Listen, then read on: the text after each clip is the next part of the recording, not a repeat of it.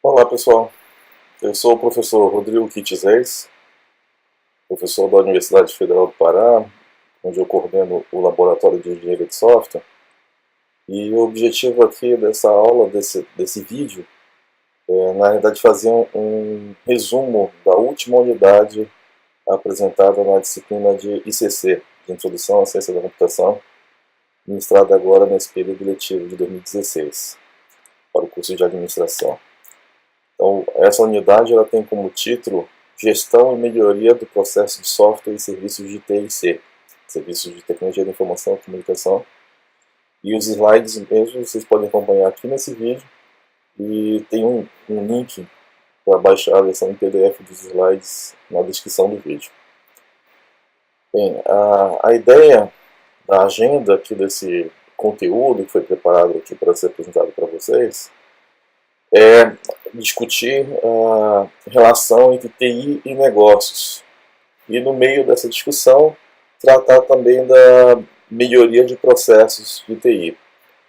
Então, no começo, vocês vão observar que a gente vai tratar o assunto principalmente numa visão externa, olhando um olhar externo à TI e vendo qual é a correlação que existe entre a teoria clássica de administração e TI e seus processos de negócio. Depois a gente vai chegar para a parte mais central em termos de TI, onde a gente vai olhar internamente e falar sobre os modelos de melhoria de processo.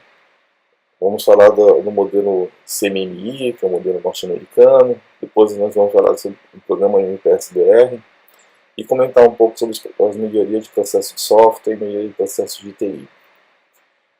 Bem, para começar essa aula, eu escolhi esse cartoon aí que eu encontrei na internet, que mostra a porta, né, da sala de um CIO. Um CIO é a sigla em inglês para Chief Information Officer. Aqui no Brasil a gente conhece esse cargo como o diretor de TI, isto é, a pessoa que tem a maior autoridade dentro da empresa para tratar dos assuntos de TI. E a gente consegue ver um texto engraçado pendurado na porta dele dizendo o seguinte: ó, sair para almoçar, procure ajuda no Google. Então esse cartoon ele ilustra muito bem a ideia por detrás do que se pensa de TI muitas vezes nas empresas. A TI como sendo um solucionador de problemas, né? TI como sendo um balcão onde eu vou lá buscar ajuda para resolver um problema. Isso, como a gente vai ver nessa aula de hoje, é uma visão equivocada. Né? A ideia é a gente conseguir ter uma visão de que TI possa estar alinhada com o negócio e prover soluções, né, que contribuam para a melhoria do negócio que a empresa, que a instituição está envolvida. Então, no início dessa aula, eu decidi pegar essas três questões que foram obtidas desse site, que está citado aqui na URL, que são questões polêmicas que o autor aponta como discutindo a relação de TIC e negócios. Então, a primeira questão é a seguinte: a TI muda realmente os conceitos básicos da estratégia de gestão? A segunda questão: TI gera efetivamente novos benefícios e vantagens competitivas para as empresas? Terceiro: a disseminação de tecnologia não transforma a TI numa commodity e dessa forma reduz a sua importância relativa? Então a ideia aqui é destacar nos próximos slides respostas para cada uma dessas questões. Primeira questão: a TI muda realmente os conceitos básicos da estratégia de gestão? Então aqui é importante a gente atentar para o seguinte ponto, né? Tecnologia e negócios são elementos de natureza distinta. Enquanto a tecnologia avança muito rapidamente, né, por pressões de mercado, pela demanda do consumidor final, as práticas de negócio normalmente evoluem de uma forma mais lenta e são mais estáveis. As empresas que valorizam assim, de maneira muito exagerada a tecnologia e ignora o vínculo dessa tecnologia com os aspectos de negócio, elas tendem ao insucesso. Né? Várias experiências da literatura demonstram isso. A combinação de estratégias de negócio e tecnologia juntas, né, a unificação dessas ações é que realmente tem o potencial de produzir resultados positivos. E um dos principais desafios dessa área é criar um ambiente onde haja confiança e colaboração entre áreas de negócio e áreas de TI para facilitar a interação entre as áreas. Muitas vezes, em instituições, a TI e os negócios acabam sendo um enxergando o outro como um adversário, como um entrave burocrático para as suas atividades, né? E para que a gente consiga esse alinhamento, né, para que a gente possa conseguir essa colaboração entre os setores, é necessária, é fundamental a participação do alto escalão da empresa, né, que apoia essas iniciativas de integração. A segunda questão que a gente começou a discutir é que se a TI gera efetivamente novos benefícios e vantagens competitivas para as empresas. O que a gente vê na prática, muitas vezes, as empresas adotando TI com potencial de uso imenso, mas que na prática traz benefícios muito limitados. Então a gente vê, por exemplo, que muitas vezes a dificuldade de se identificar e se mensurar qual foi o retorno de investimento feito em TI. Muitas vezes um gestor de TI, quando a gente pergunta para ele qual foi a sua grande realização no ano de 2015, por exemplo, ele vai dizer, eu comprei tantos computadores, eu elevei a velocidade de internet da empresa para tanto.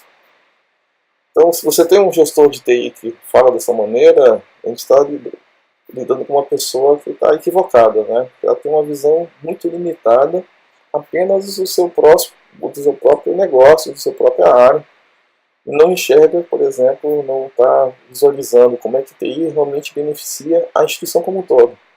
Então, ao invés de apontar como compra de computadores, né, como sendo um elemento importante, o ideal seria apresentar resultados como, olha, a TI acabou reduzindo as perdas da empresa em tal ordem de magnitude, hoje os processos são executados mais rápido, certas tarefas que eram executadas em dias, agora conseguem ser realizadas em horas, enfim, resultados mais objetivos, né, e alinhados ao negócio.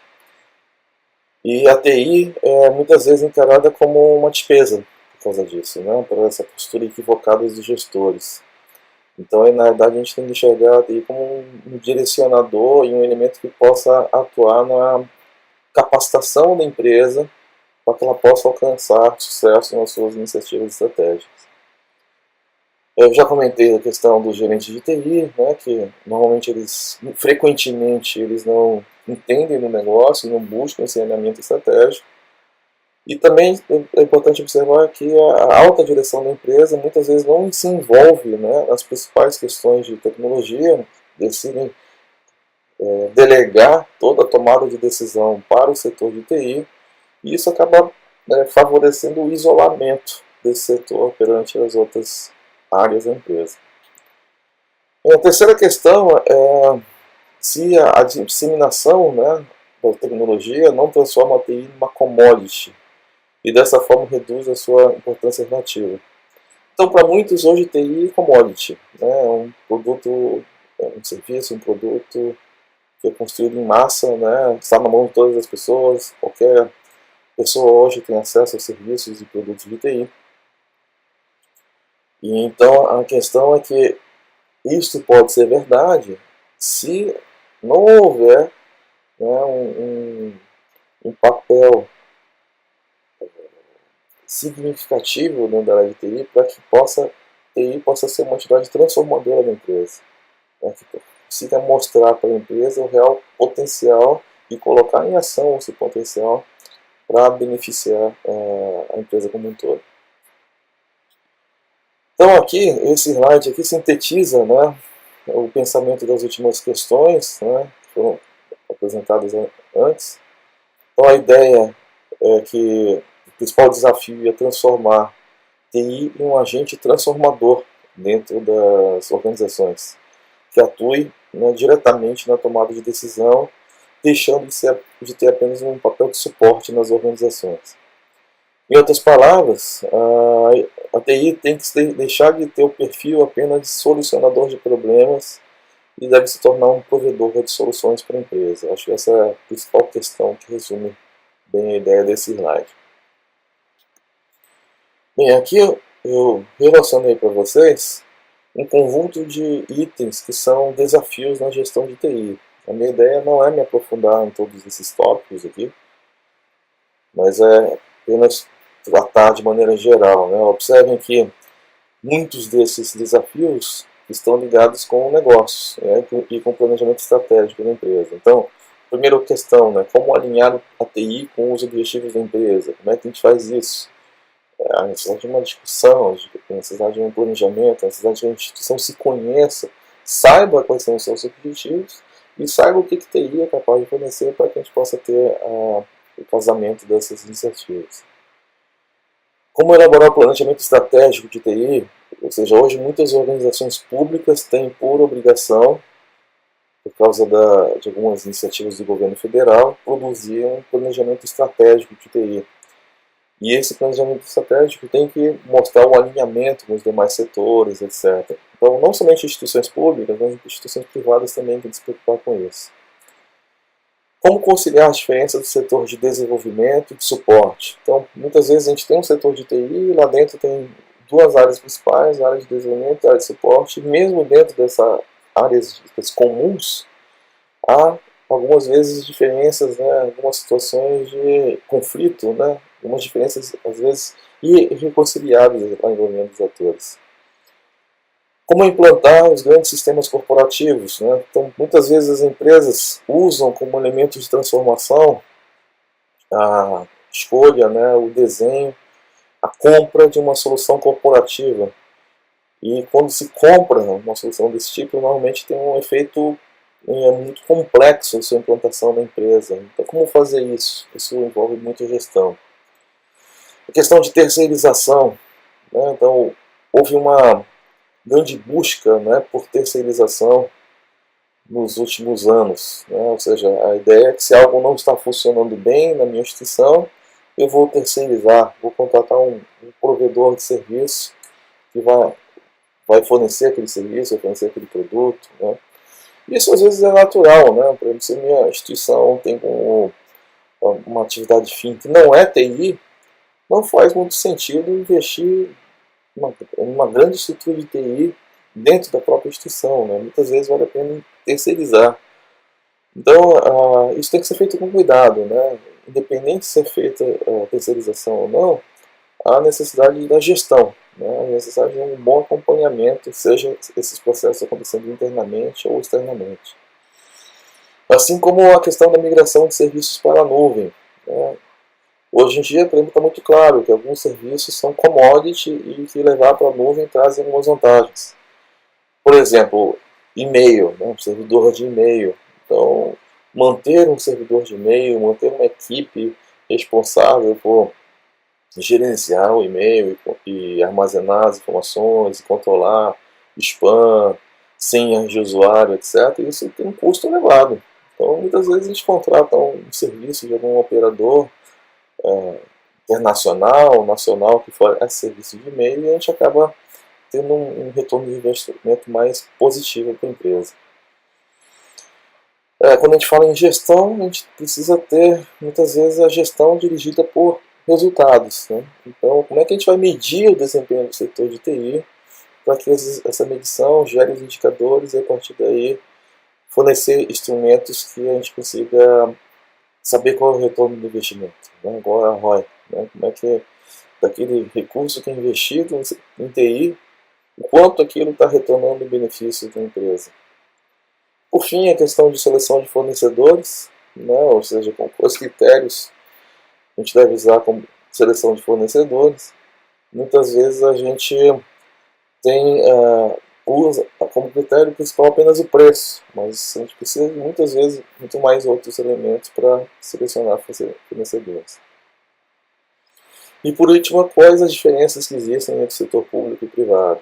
Existem inúmeras diferenças nesse setor, e quando a gente fala em TI, também as diferenças aparecem, né? Ou seja, o setor público tem algumas restrições, né, uma legislação toda específica, né, que é aplicada, que que não é necessária, não é utilizada no setor privado, e isso acaba influenciando os processos de TI.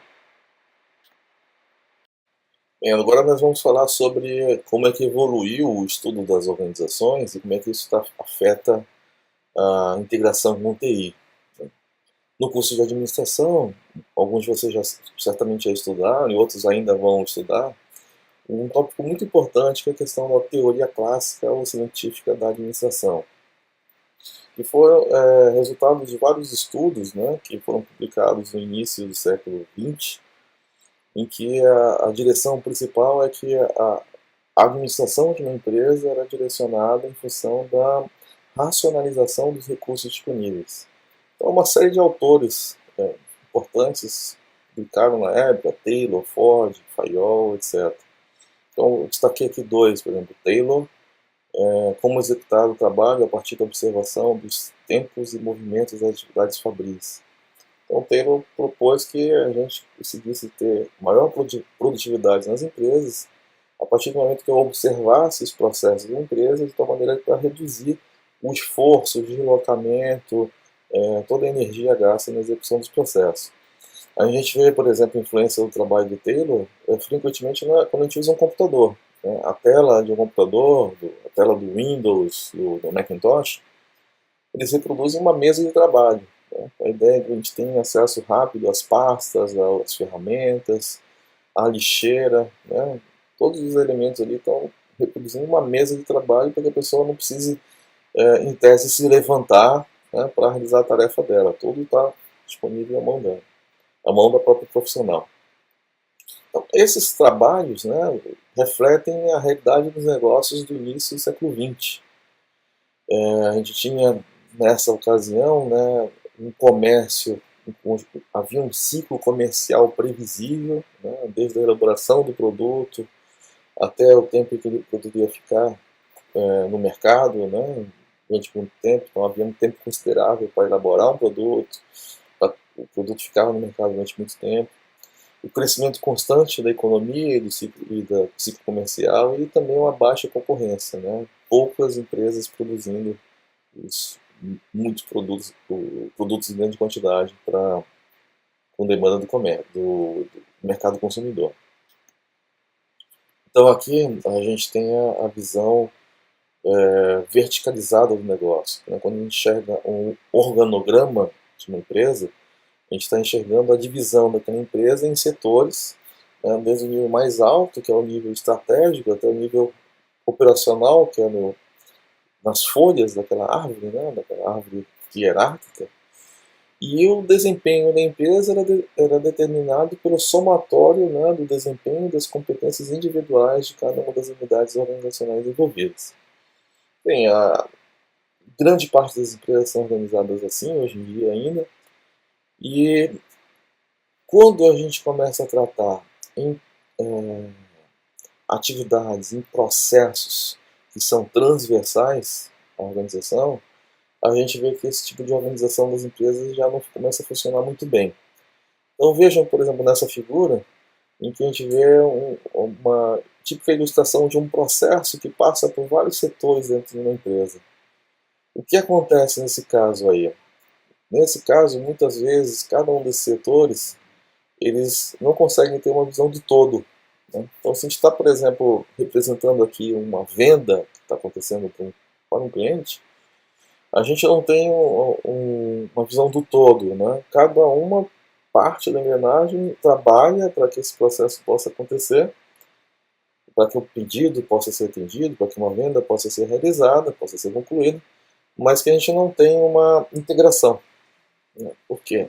Porque na prática, cada uma dessas unidades são como silos, como instituições, como organizações internas quase que independentes e que olham apenas para a sua própria prioridade e da maneira muito particular de enxergar o negócio.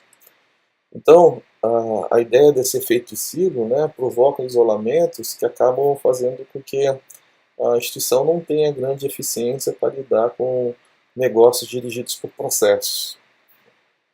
Então, uma ideia que a gente enxerga aqui é que esses silos, essa estrutura organizacional, tanto hierárquica quanto do ponto de vista das barreiras funcionais, acaba gerando algumas ilhas operacionais, o que gera burocracia para a empresa, acaba minando, de alguma maneira, a competitividade e a produtividade da empresa.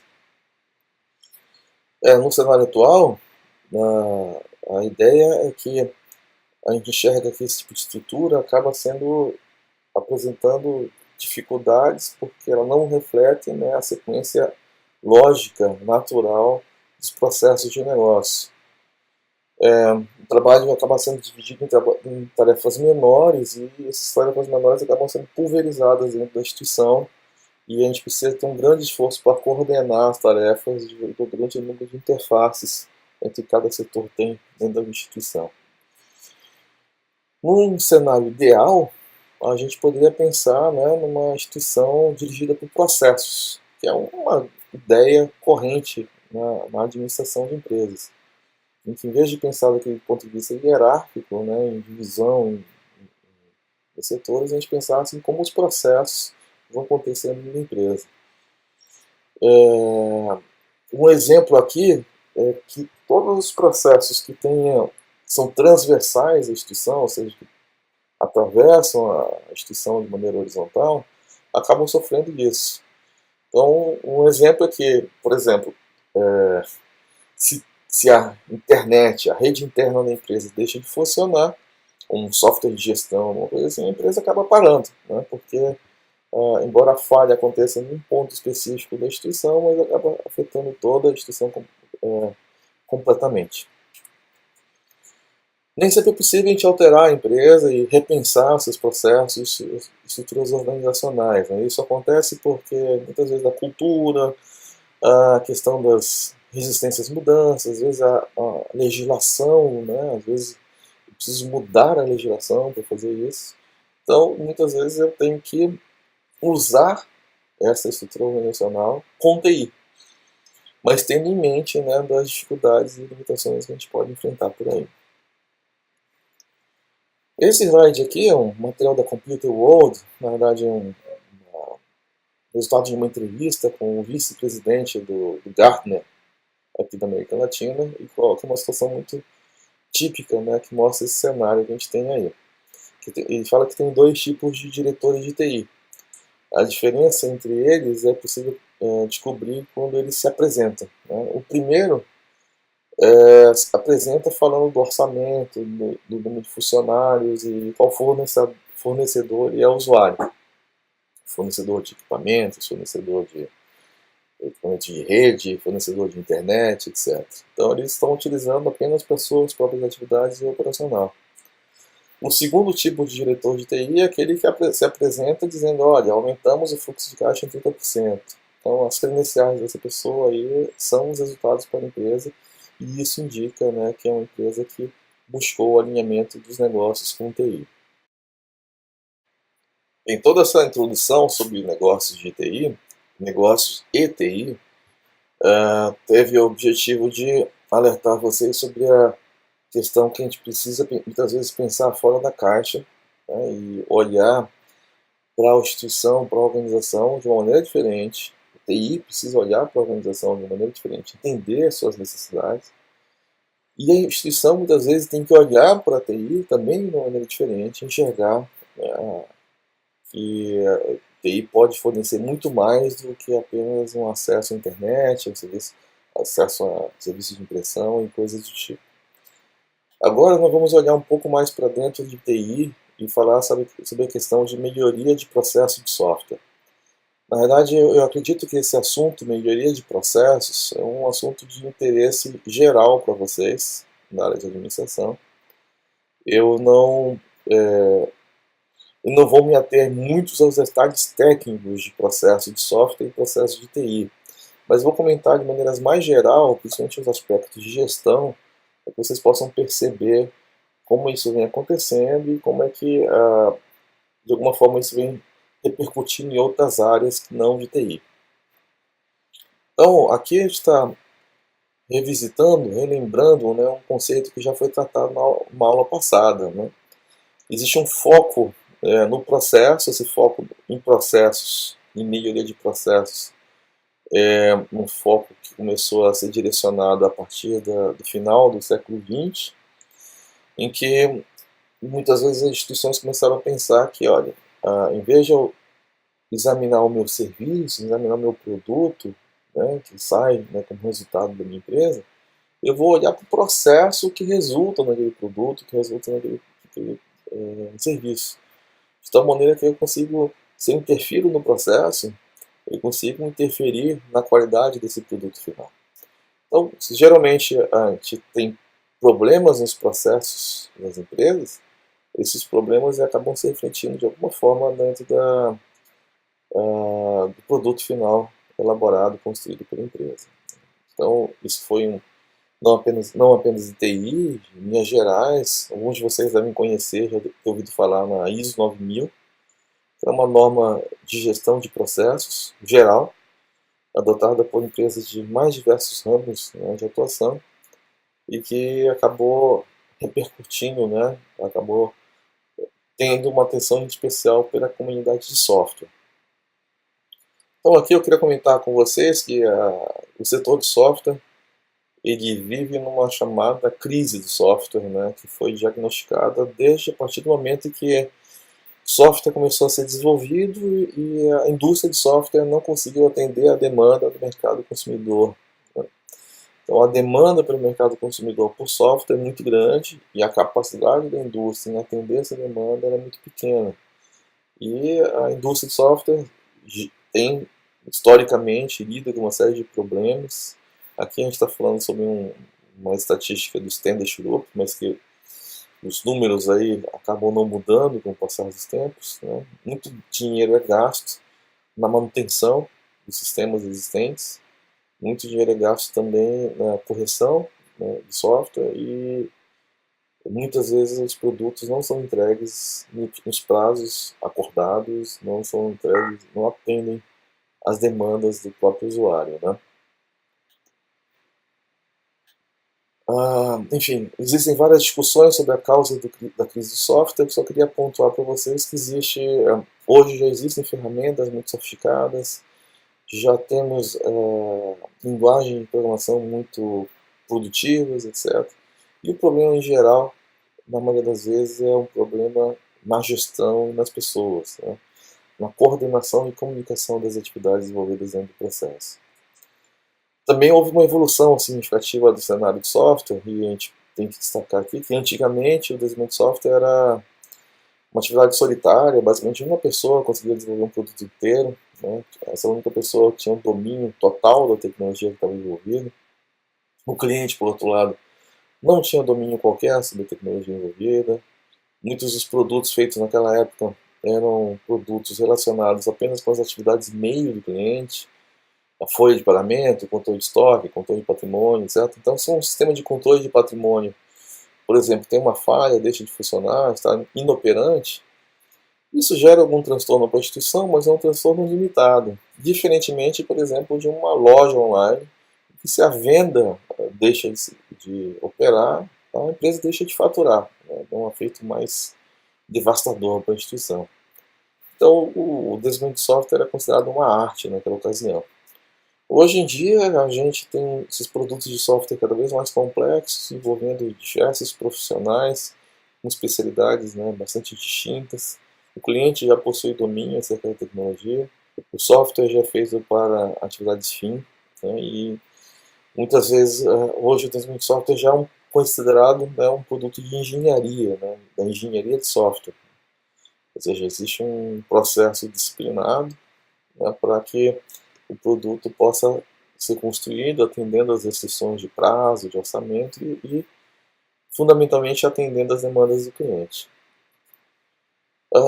Existe um modelo, né, os Estados Unidos, né, como o principal mercado consumidor de software, em particular o Departamento de Defesa, né, das Forças Armadas Americanas, como consumidor maior, acabou investindo, acabou estimulando que uma universidade chamada Carnegie Mellon, nos Estados Unidos, desenvolvesse um modelo que avaliasse a qualidade das empresas de software a partir da avaliação dos seus processos. Esse modelo é conhecido como CMM, Capability Maturity Model, né, modelo de maturidade e capacidade. E hoje em dia ele é conhecido como CMMI Dev. Né? CMMI é uma família de modelos de melhoria de processo e Dev é para development, né? Ou seja, para desenvolvimento de software. Então a ideia principal do CMMI é avaliar uma empresa a partir da avaliação da capacidade de produzir os resultados que foram planejados e a maturidade, né, que avalia o crescimento contínuo dessa capacidade. Então, é uma avaliação tanto do presente quanto da capacidade futura, né, da maturidade, ou seja, a capacidade futura da empresa.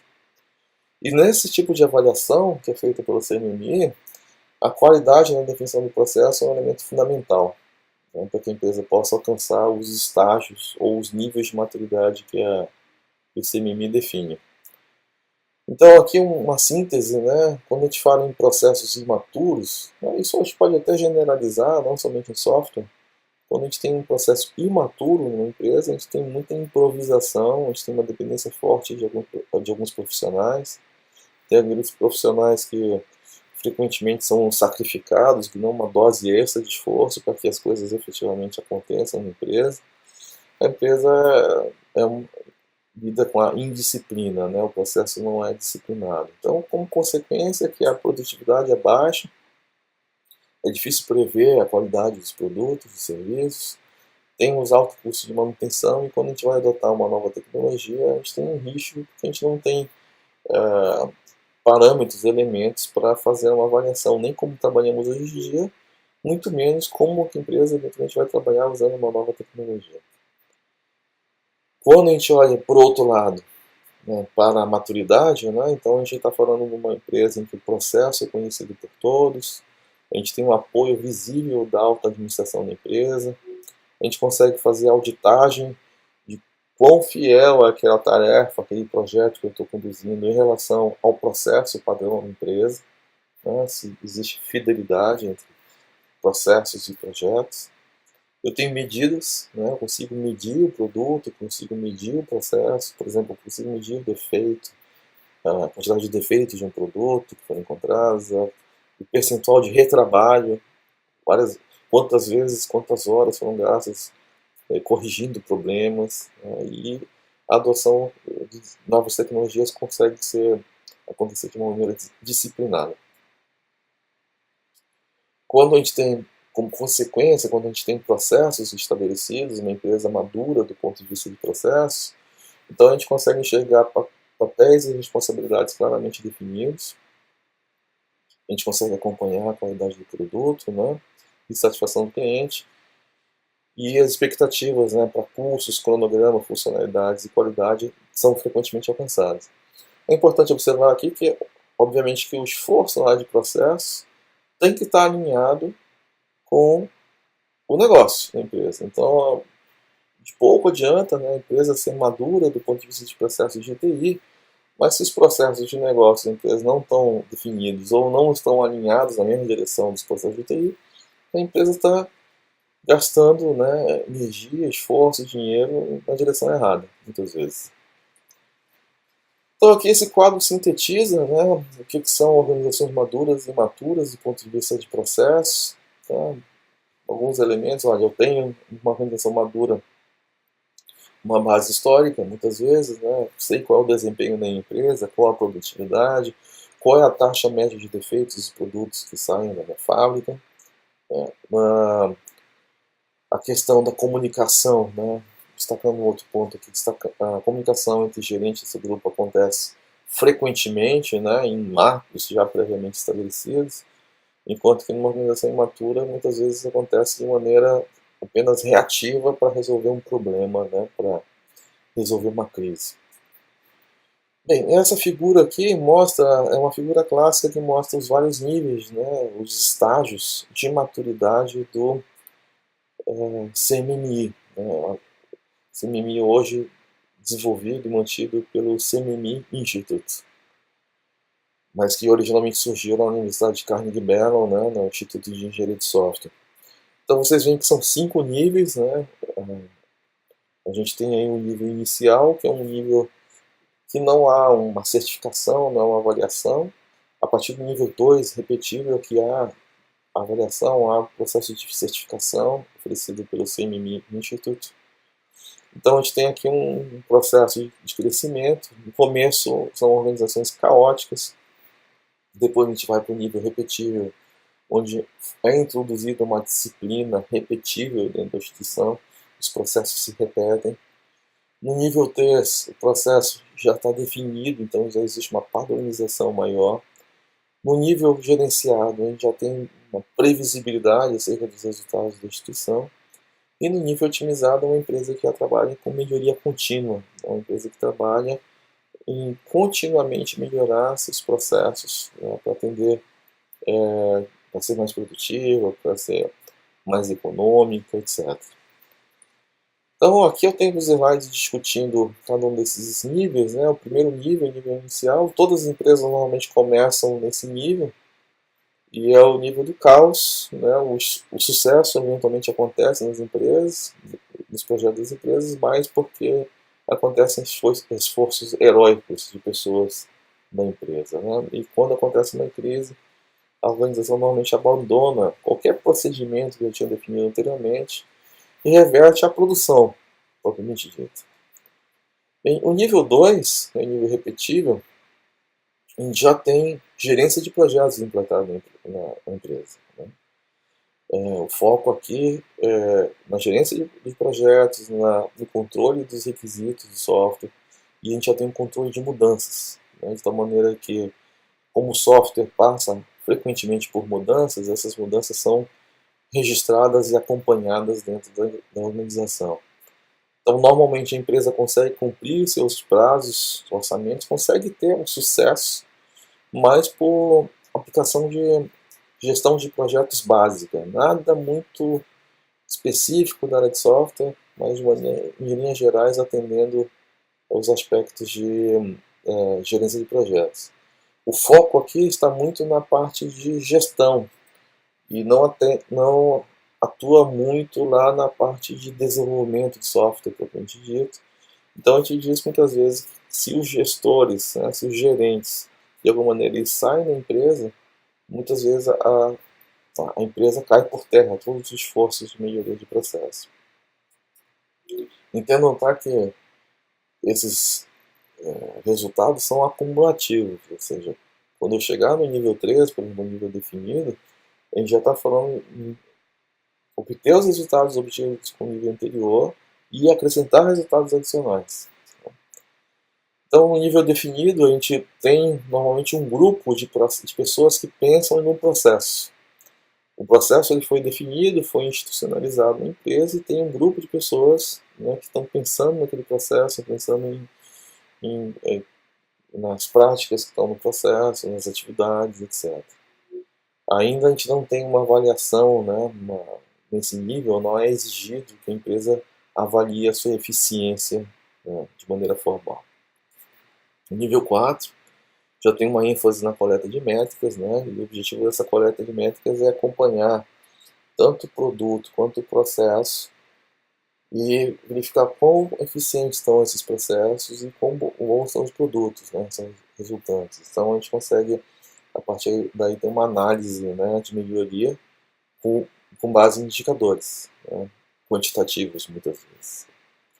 E o nível otimizado, né, o nível mais alto de maturidade, onde ela está preocupada com análise causal de defeitos, está preocupado em melhoria de processos, né, melhoria de processos com base em decisões objetivas, enfim, é um nível já de uma maturidade mais alta. Aqui a gente tem uma síntese dos vários níveis de processo, né, e as atividades que acontecem em cada um desses níveis. Mas essa figura aqui, essa figura sintetiza bastante a mensagem que a gente quer passar aqui, né? Então vocês veem lá no início, o nível mais inicial, no nível inicial, o processo é aquela figura que não tem uma forma muito bem definida, né? Tem 4 flechas entrando, apenas 2 saindo, indicando que alguns projetos falham no meio do caminho. No nível 2, a gente enxerga um processo pouco mais estruturado, o que está em azul ainda não está formalmente definido, mas a gente já tem alguns marcos principais para os projetos já definidos. No nível 3, a gente já vê que o processo já está bem definido, né, já consegue enxergar os componentes dos processos, o processo está institucionalizado na organização. E no nível 4, a principal diferença é que há um controle de qualidade, há uma verificação acompanhando os vários passos do processo. O nível 5 ilustra aquela marca do X, está ilustrando que o processo passou por uma melhoria. Então o processo já estava institucionalizado, eu medi o desempenho desse processo, e o processo passou por melhoria. Decidi substituir aquelas duas atividades por uma outra atividade. Enfim, essa mudança foi motivada por algum objetivo de desburocratizar o processo, gerar uma economia, acrescentar qualidade, enfim, algum objetivo organizacional foi atingido. E o CMMI é um modelo americano. Existe nesse site a possibilidade de vocês consultarem as empresas que foram avaliadas. Há uma grande demanda, uma grande utilização nesse modelo em países que fornecem produtos e serviços para os Estados Unidos. Então, por exemplo, a Índia é um país que concentra grande parte das empresas avaliadas como nível 5 no mundo. Hoje em dia, numa versão atual do modelo CMMI Dev 1.3, nós temos em torno de 70 empresas avaliadas no Brasil, onde uma dessas empresas é em Belém, e empresa de software aqui de Belém. E a disseminação desse modelo não é tão grande, né, em função dos custos principais. Né? Os custos são cobrados em dólar, né, e como a gente está vivendo uma época com um câmbio desfavorável aqui no país, há um custo elevado para que as empresas possam implantar esse modelo, ou implantar e fazer a avaliação, né, que o mercado chama de certificação de processo. Eu quero comentar agora com vocês sobre o programa MPS-BR, que de alguma maneira eu posso dizer que ele foi inspirado lá pelo modelo CMMI, que eu mostrei antes, mas é que ele seguiu uma direção diferente. Né? O MPS-BR ele é um programa que busca melhoria de processos, de software e de serviços de TI nas micro, pequenas e médias empresas, buscando oferecer um custo acessível em diversos locais do país. O programa MPS-BR ele é mantido pela Softex. Né? A Softex é uma instituição que foi incumbida pelo Ministério da Ciência, Tecnologia e Inovação para promover a produtividade e competitividade do setor de software nacional. E existem uma série de modelos dentro do programa MPS-BR. O modelo mais antigo é o MPS de software, conhecido por essa sigla aí, MR, MPS-SW, que foi construído à semelhança do modelo CMMI Dev. Existe um modelo para serviços, existe um modelo para melhoria do processo, melhoria de gestão de pessoas, que é o MPS-RH, e existe um guia também importante, né, chamado Guia para Aquisição de Software e Serviços Correlatos. É um guia que orienta as empresas que compram software, né, compram software e compram serviços associados.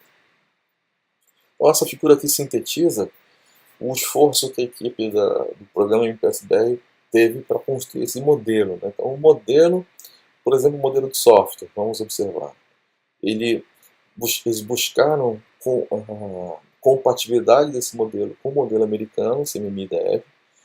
Esse modelo ele foi fortemente influenciado por outros modelos internacionais e ele acabou tendo toda a sua documentação disponível em português, espanhol e inglês. Né?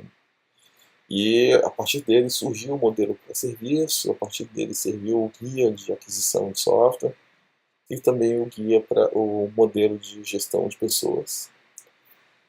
Então, essas siglas que vocês estão enxergando na parte de cima do slide são todos os outros modelos de qualidade e maturidade de processos, como a norma ISO 12207, que é uma norma de processos, a norma ISO 20000, a família de normas ISO 33000, o modelo Microsoft do México, o modelo CMMI para serviços, que influencia o modelo MPS serviços, o People CMM, que influencia o modelo de recursos humanos do MPS, e por aí vai.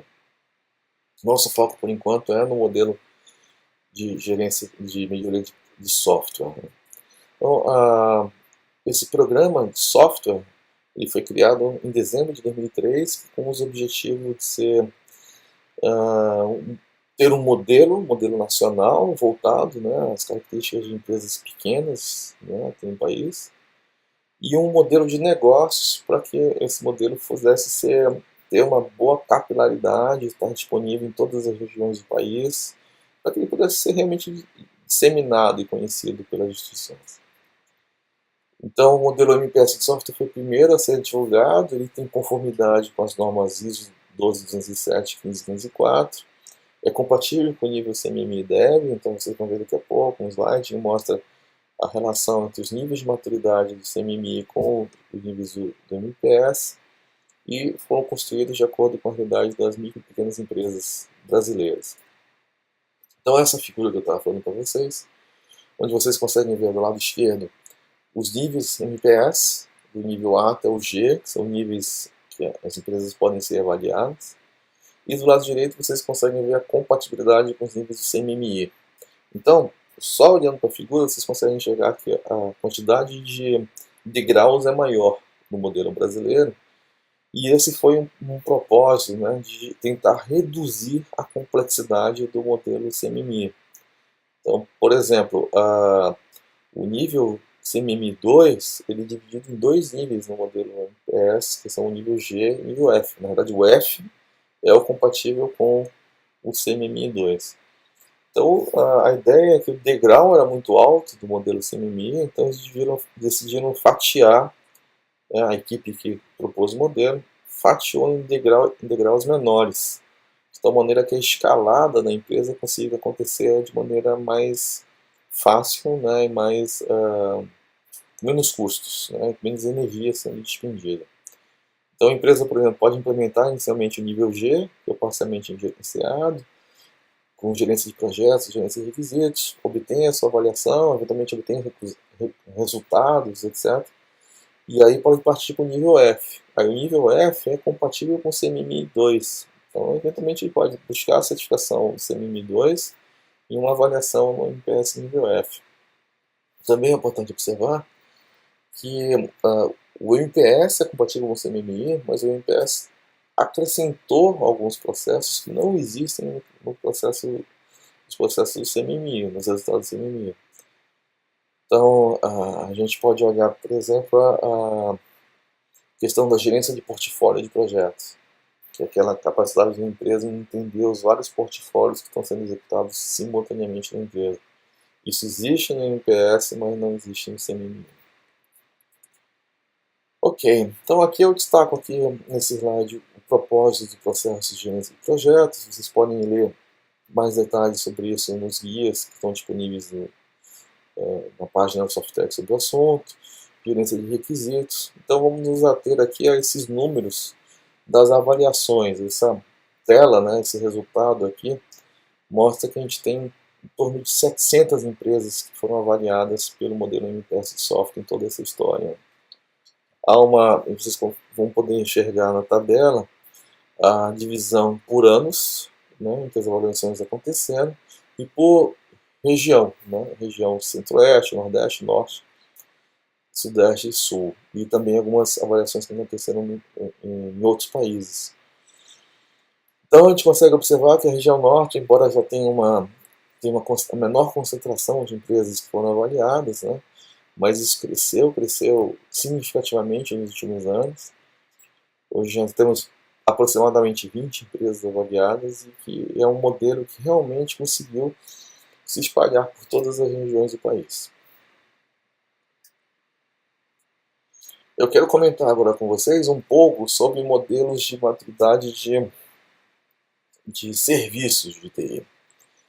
Então, a partir da experiência bem sucedida com o modelo de software, principalmente pelo CMMI e Dev, a ideia foi expandir para que pudesse ser utilizado, pudesse ser enxergado em termos de melhoria de processos de TI em geral.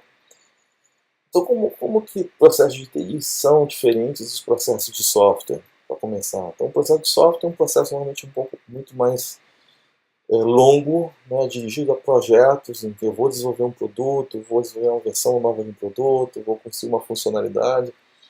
Então aí eu tenho o conceito de projeto. Enquanto que um serviço, por exemplo, fornecer serviço de impressão para a minha instituição, ou fornecer serviço de internet, implantar um software que foi desenvolvido. Então são trabalhos que acontecem em mais a quantidades e sem o conceito de projeto, né? Sem o conceito de ter início, meio e fim. Né? Tem a ideia de você colocar o serviço em ação e esse serviço começar a ser monitorado. Então existem algumas iniciativas, né? Por exemplo, a ITIL, que é uma iniciativa da Inglaterra, na área de meio de processo de serviços, o CMMI para serviços, que surgiu em 2010, e uma norma ISO, né, orientada a serviços também. Surgiu também o modelo MPS Serviços, que é um modelo bem mais novo com relação ao modelo de software. Então, a ideia novamente aqui é que pudesse ser um modelo voltado às pequenas e médias empresas de serviços. O trabalho foi originado a partir de uma dissertação de mestrado feita lá na PUC do Paraná. Os detalhes estão disponíveis aí. E eles buscaram novamente terem compatibilidade com outros modelos de maturidade existentes. É importante a gente entender alguns conceitos básicos aqui. O primeiro conceito básico, a gente tem que entender o que é um serviço. Né? É um produto que é intangível e não armazenável, segundo o CNMI. É uma forma de entregar valor aos clientes, facilitando os resultados que os clientes desejam atingir, sem ter a propriedade dos custos e riscos específicos. E essa é a definição da ITIL. E a definição da ISO é que é um meio de entregar valor para o cliente por meio da facilitação dos resultados que o cliente deseja atingir. Então vocês estão vendo aqui que a definição de serviço ela não está amarrada à TI em particular.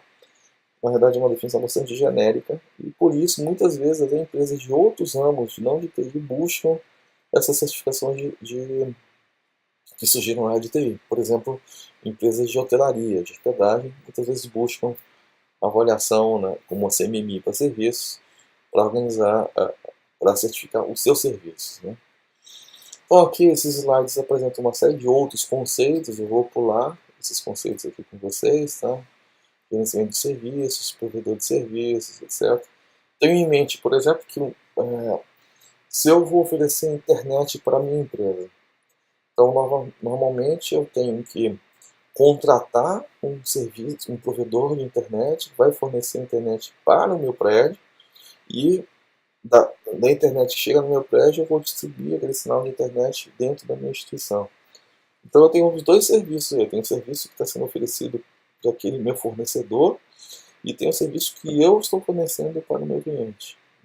Então os dois serviços eles têm que estar alinhados, têm que ter medidas de qualidade, têm que ser gerenciados e tal, para que a gente possa fornecer lá na ponta final o cliente tenha uma solução, né, que consiga desempenhar suas tarefas de maneira adequada. Então, por exemplo, esse item aqui, acordo de nível de serviço, ele trata justamente disso, essa relação que existe entre um provedor de serviço e eu que vou consumir. Então, o acordo de serviço vai determinar as características de qual a qualidade do serviço, qual a disponibilidade daquele serviço, em outras palavras, quanto tempo ele vai funcionar, se tem uma duração estipulada no contrato em que ele pode ficar fora do ar, sem operar. Então, avançando, eu queria comentar aqui com vocês os conceitos de incidente e problema. Né? São palavras que acontecem corriqueiramente, a gente usa como sinônimos, mas que esses modelos eles diferenciam de maneira muito particular. Né? Então, um problema é a causa raiz, né? Normalmente de um incidente.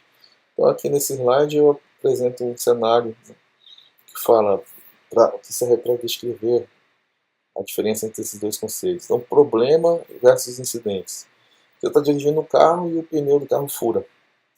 Isso é um incidente, né? O serviço que eu estava utilizando é um serviço de locomoção, transporte para um destino. Eu posso solucionar um incidente trocando o pneu por conta própria, chamando alguém que vai fazer serviço de reparo, etc.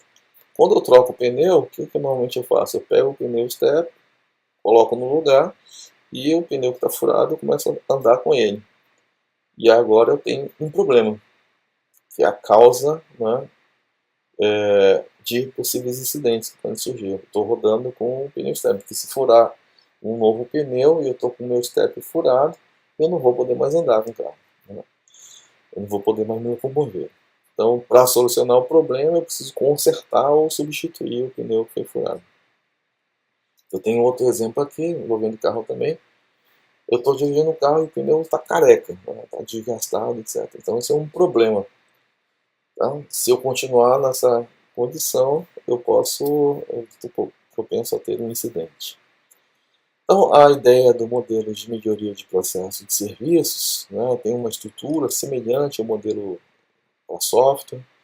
Normalmente as empresas conseguem obter essas certificações num prazo mais curto, né, em relação...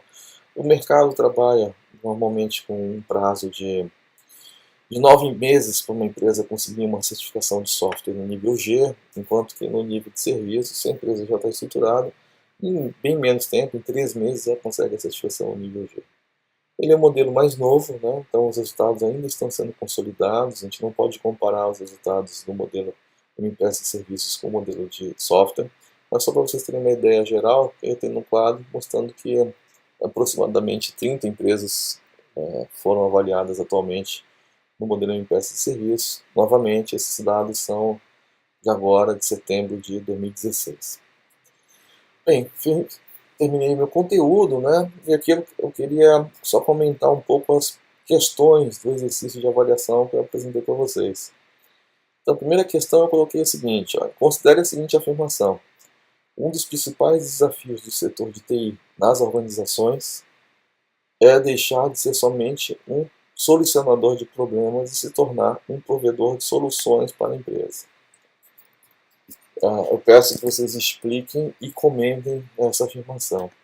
Eu comentei sobre isso algumas vezes lá no início da aula. Eu falei sobre a ideia de que a empresa tem que ter um alinhamento entre TI e negócio. Então, a resposta deve ser em torno dessa ideia, né? Ou seja, de que TI conheça os negócios, de negócio consiga TI, conheça TI, e que a partir daí a gente não enxergue como apenas um balcão que eu vou lá reclamar como uma coisa deixou de funcionar, mas que o setor tenha uma postura proativa, né, que consiga não ser somente em reação a problemas, mas que consiga de maneira ativa enxergar como é que esses serviços estão se desempenhando dentro da instituição. A segunda questão, eu enumerei um conjunto de itens, né, desafios relacionados, vocês têm que escolher 2 deles aqui e explicar. Então, no vídeo aqui eu comentei um pouco, acho que vocês podem escolher livremente qualquer um deles. Terceiro item, peço para vocês explicarem por que as estruturas organizacionais criadas a partir da teoria clássica da administração lidam com dificuldades para alinhar com TI em negócios, né? Na verdade, lidam com dificuldades para todos os processos transversais que acontecem na instituição. Então, eu comentei, né, essa questão. Vale a pena vocês farem uma busca na internet também, buscando mais informações a respeito. E, finalmente, a última questão. Pedi para que vocês fizessem uma síntese das vantagens técnicas e comerciais para as empresas que alcançam melhoria de processo de software. Comentei um pouco com vocês, né, que logo no começo da melhoria de processo de software, a empresa consegue ter gestão de projetos e consegue gerenciar as necessidades dos usuários. Essas são vantagens técnicas bastante significativas, né? Comercialmente falando, existe uma reputação, né? Uma empresa que tem uma certificação em um certo nível, ela pode utilizar aquilo ali como um elemento que a diferencia, né, no mercado. Eu tenho a certificação, os meus concorrentes não têm, então eu posso utilizar isso como um elemento e também melhorar internamente, né? A certificação, além de servir para ser um atestado externo, a partir do momento que eu melhoro os meus processos, eu vou lançar maior produtividade, né? Meus produtos vão ser melhores. Então tem várias vantagens aí que vocês podem citar no estudo de vocês. Então é isso.